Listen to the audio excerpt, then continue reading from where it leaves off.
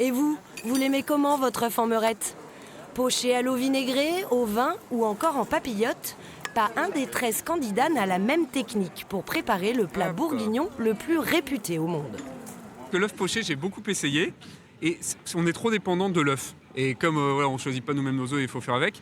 Donc l'idée, c'est d'avoir le jaune. Donc je fais une petite poche. J'ai le jaune qui est bien centré. Du coup, il cuira de manière plus uniforme que si je fais mon petit tourbillon et que je verse mon œuf dedans.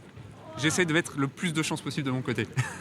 J'ai vu tout à l'heure qui arrivait à sortir les jaunes, uniquement les jaunes, et il utilisait de l'huile d'olive. Je vais tricher, alors je vais pocher l'œuf, mais je vais pocher le blanc comme une île flottante, et je vais confire le jaune dans de l'huile d'olive. Après, je vais rester sur une base classique de garniture, carottes, oignons, lardons, mais j'ai choisi de détourner la cuisson de l'œuf. Même s'ils ont l'air détendus, nos chefs prennent la compétition très au sérieux. L'œuf en meurette, ils l'ont à la carte à l'année.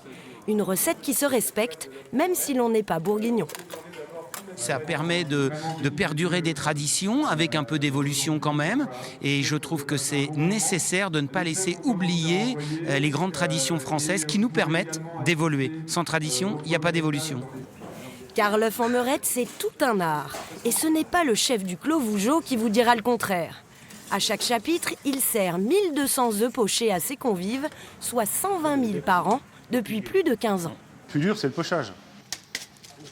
Il ne faut pas s'affoler quand vous faites des œufs. En fin de compte, c'est de trouver les bons œufs aussi. Parce que c'est un problème d'alimentation, de protéines. Donc plus l'œuf est protéiné, mieux il va s'agglomérer et mieux il va tenir, quoi. Reste à savoir comment le jury va choisir son champion. Un savant équilibre entre originalité, créativité et respect des traditions. On s'attend à plein de choses, on est très ouvert. Ce qui compte, c'est qu'on arrive à trouver le meilleur œuf meurette pour ce premier concours international et que je lui souhaite une longue vie.